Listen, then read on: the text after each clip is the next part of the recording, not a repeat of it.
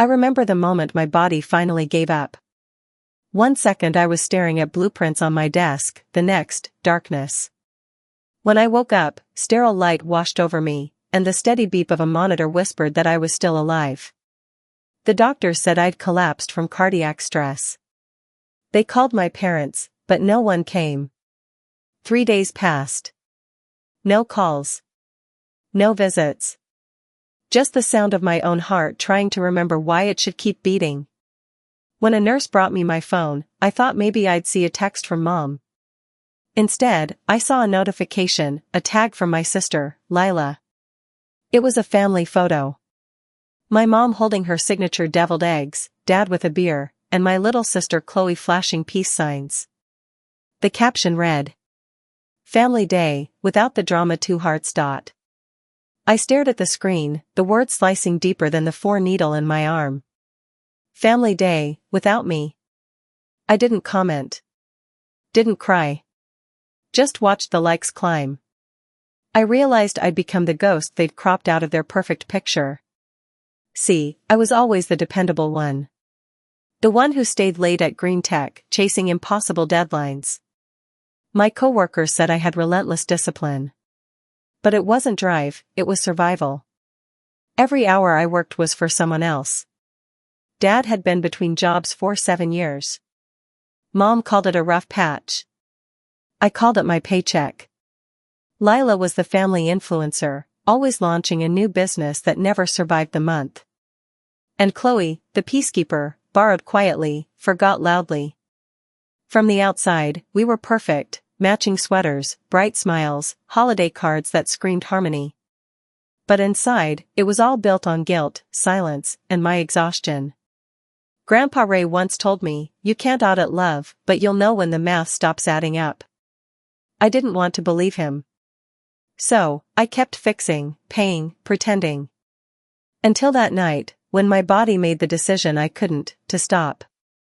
When I opened my eyes in that hospital bed, I realized something chilling. They hadn't just forgotten me, they'd replaced me. And when my phone finally lit up 4 days later with 74 missed calls and one message from Dad that said, "We need you," I knew everything was about to change. Because this time I wasn't going to be the one saving them. The word lucky echoed in my head like a cruel joke. That's what the doctor called me, lucky to be alive. But luck shouldn't be what keeps a person breathing. Love should have done that. They told me my emergency contacts, my parents, never answered.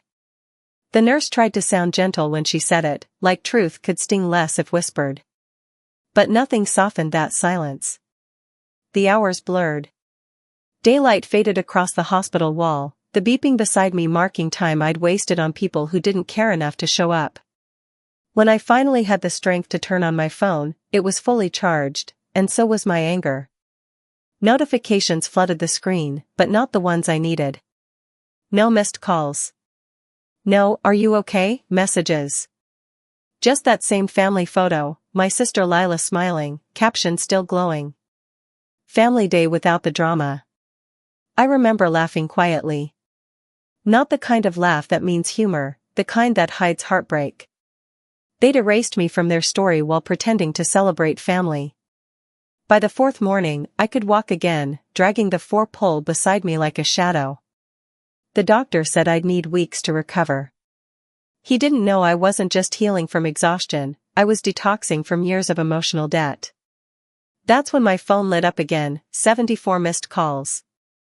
One message from Dad. "We need you. Call back immediately." No apology. No warmth.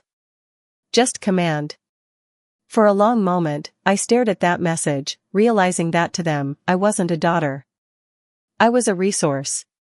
And right then, I decided, that version of me had just flatlined. Instead of calling back, I scrolled to another contact. Grandpa Ray. The only person who ever looked at me like I was human, not a safety net. When he answered, he didn't say hello. He said softly, "You don't have to explain." That was the first time in years I felt seen. 40 minutes later, he walked into my hospital room wearing his old windbreaker, the one that always smelled faintly of rain and motor oil. He didn't hug me. He just sat beside my bed and said, "They finally broke you, huh?" I smiled weakly. "Guess so." He nodded once. "Then it's time to rebuild. But this time, for you." That night, he didn't bring flowers or pity. He brought clarity. And when the world outside the hospital went quiet, Grandpa Ray looked at me and said, "Tomorrow, we take inventory of your heart and your bank account." I didn't know it yet, but the next morning, I'd start untangling every lie they'd ever built on my name. The next morning, Grandpa Ray showed up with black coffee and a small leather notebook. He didn't waste time with small talk. "Before you start cutting cords," he said, "you need to know where they're all tied."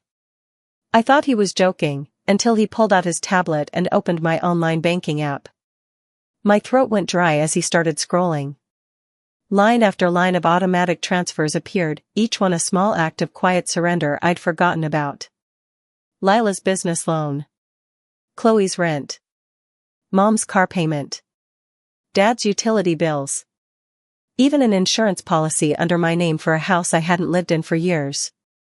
I just stared, the air growing heavier with every click. "How did I let this happen?" I whispered. Grandpa Ray didn't even look up. "You thought it was love," he said simply. "They thought it was obligation. Different math." For the first time, I saw my life like a spreadsheet, full of red numbers, emotional overdrafts, and misplaced loyalty. He helped me make a list of every account, every auto payment, every digital chain I'd unknowingly built around myself. Each one was a small piece of proof that I'd been financing their illusion of family. That night, as machines hummed and the hospital lights dimmed, Grandpa Ray drafted a simple plan. Step 1, shut it all off. Step 2, breathe. Step 3, never apologize for either. By morning, I was ready. My hand still trembled when I called the bank, but my voice didn't.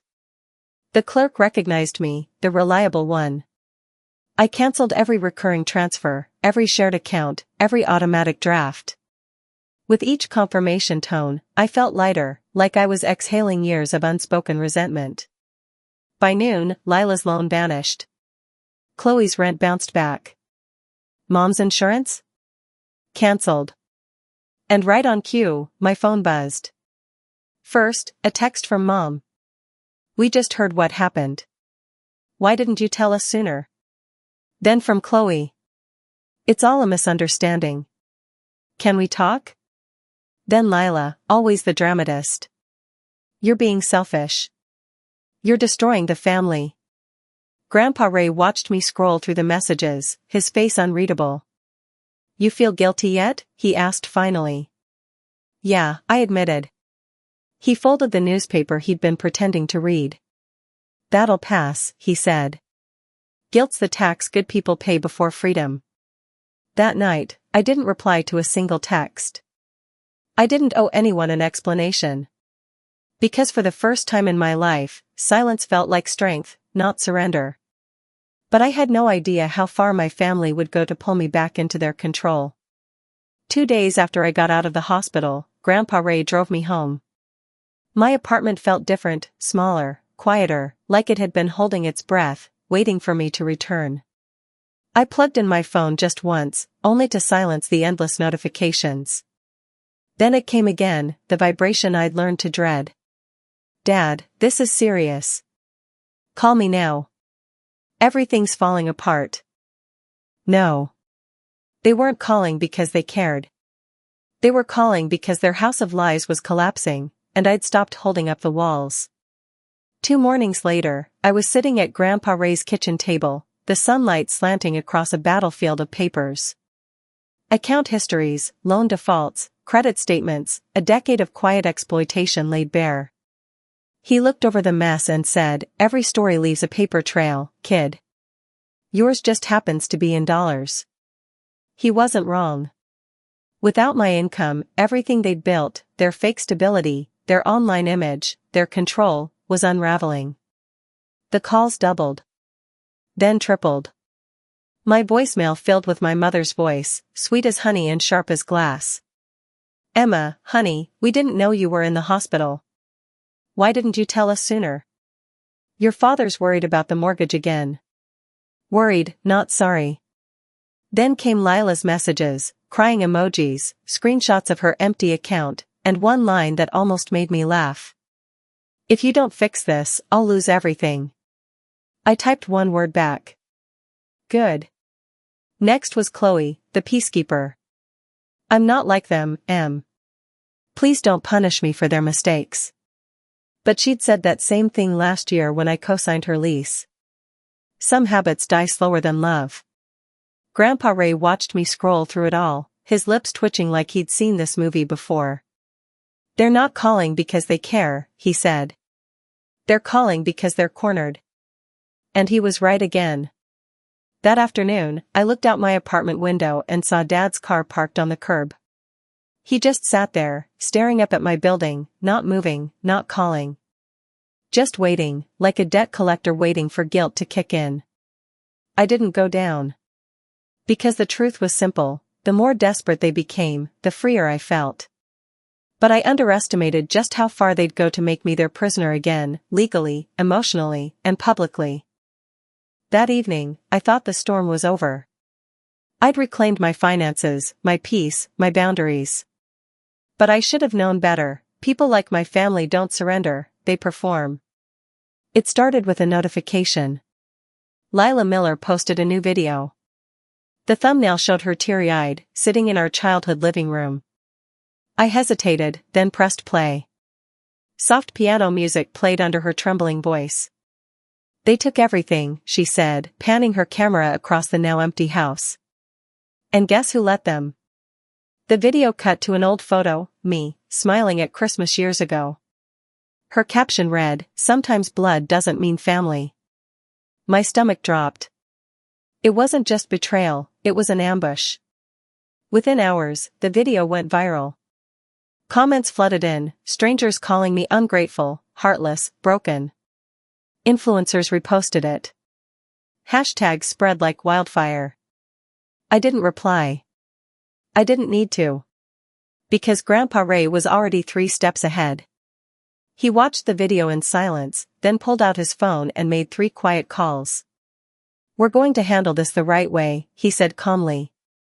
Within 48 hours, we had everything, the house's mortgage papers, the loan defaults, the records showing they'd used the home equity to pay off Lila's failed projects and Chloe's short-lived candle business. The truth was written in numbers. We didn't even have to expose them, the math did it for us. Still, Grandpa Ray insisted we file an official fraud report and a cease and desist order, no impersonation, no financial claims, no more contact. We sent one to each of them, certified mail. For the first time in years, I slept through the night.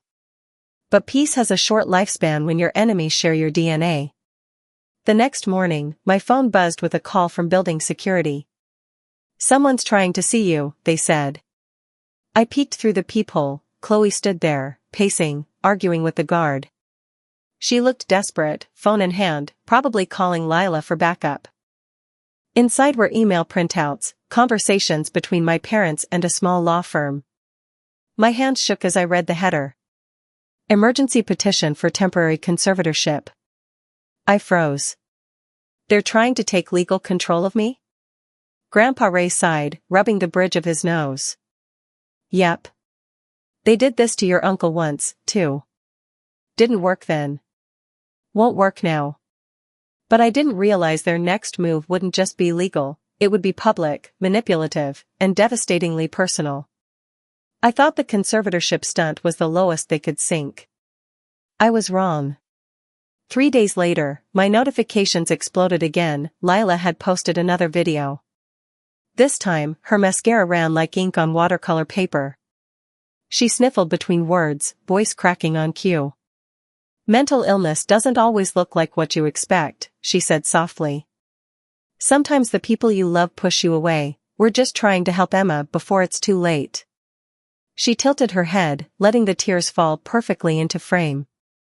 It was performance art, and the internet ate it up. Within hours, #PrayForEmma was trending. Comment sections overflowed with sympathy for my poor, misunderstood family. Stay strong, Lila. You're such a good sister. Don't give up on her. I watched the lies spread like wildfire and felt that old ache in my chest, but this time, it wasn't heartbreak. It was clarity. Grandpa Ray found me scrolling through the chaos. Let them talk, he said quietly. The truth doesn't panic. And he was right. Because the truth was already working on its own. The internet has a short memory and an even shorter attention span. It took one person, one brave stranger, to dig up the past. Someone found Lila's old post from just a few weeks earlier. Family day without the drama 2 hearts. They stitched it beside her crying video and wrote. So where was that concern when your sister was in the hospital? The tide shifted overnight. Screenshots surfaced. Old brand deals, sponsored posts, and timestamps from the week I was hospitalized, proof that while I was fighting for my life, she was busy filming skincare ads. People started connecting the dots. One comment read, "Funny how her wellness brand failed right after Emma cut off her money." Then came the flood. Lila's brand partners withdrew. Chloe's Etsy shop was swarmed with angry reviews. Mom's Facebook filled with strangers demanding answers. Dad's brokerage clients started pulling their investments.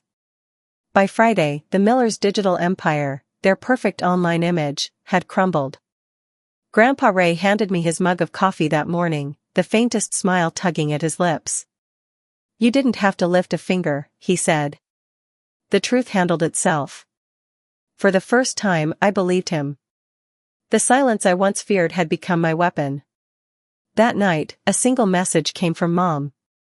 Please, can we talk? I stared at it for a long time, thumb hovering over the keyboard, and then locked my phone. Because sometimes the best revenge isn't loud, it's the quiet that follows when the truth finally speaks for you. Just when the noise began to fade, another knock came, not at the door, but through a courier envelope. Thick paper. Official seal.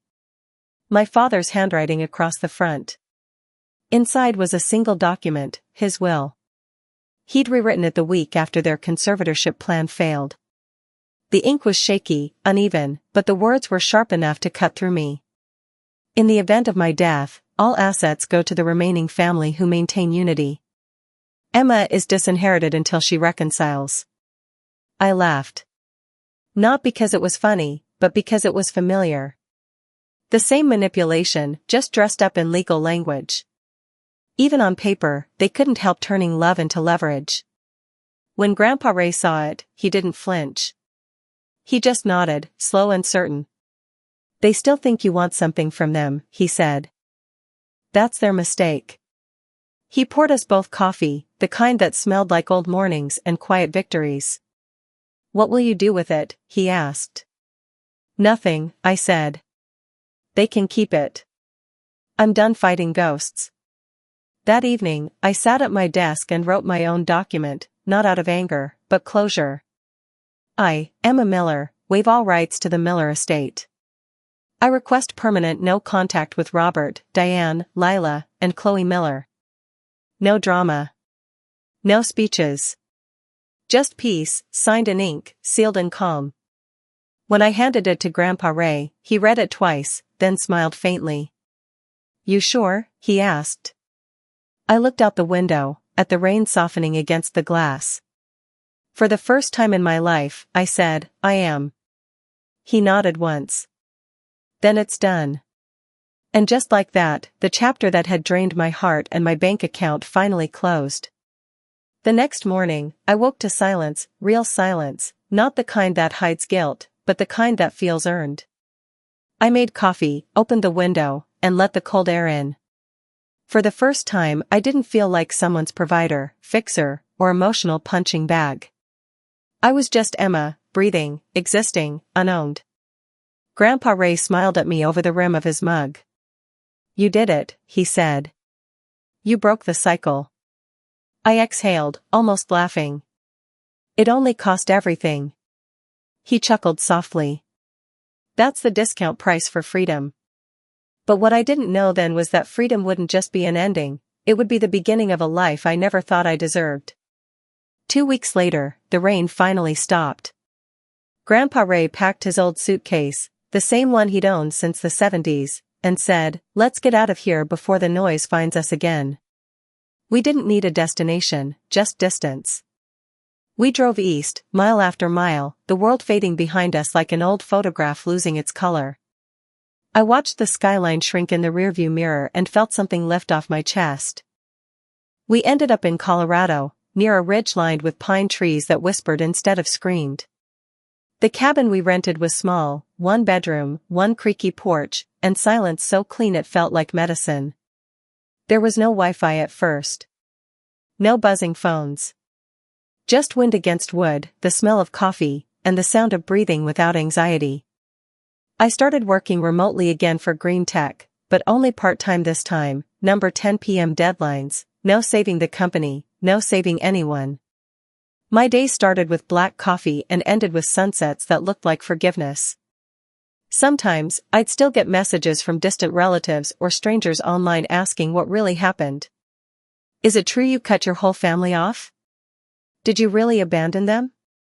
I never replied. Let them fill in the blanks with whatever made them comfortable. My truth didn't need an audience anymore. One evening, Grandpa Ray sat by the window reading the paper, pretending not to watch me as I exhaled for the first time in years. He finally said, "You did it. You chose peace over performance." I smiled. It only took losing everything to find something real. He looked up, his eyes soft but certain. "Nah. You didn't lose anything that was yours to keep." I stared at the horizon, the last glow of daylight brushing the mountains, and for the first time I believed him. Because I finally understood, silence isn't weakness. It's a boundary. And walking away isn't betrayal. It's survival. My family still tries, sometimes, little messages through mutual friends, distant cousins fishing for gossip. But I don't take the bait. I don't reopen the wound I worked so hard to close. Some stories don't need new chapters. They just need an ending that doesn't apologize. So if you're listening to this, and you've ever been called selfish for finally choosing yourself, remember this. Peace isn't selfish. It's sacred. They can keep their drama, their pity, their curated version of the truth. I'll keep my stillness, my laughter, my life. And if you've ever had to walk away from your own blood to heal, know that you didn't destroy your family, you just stopped letting them destroy you.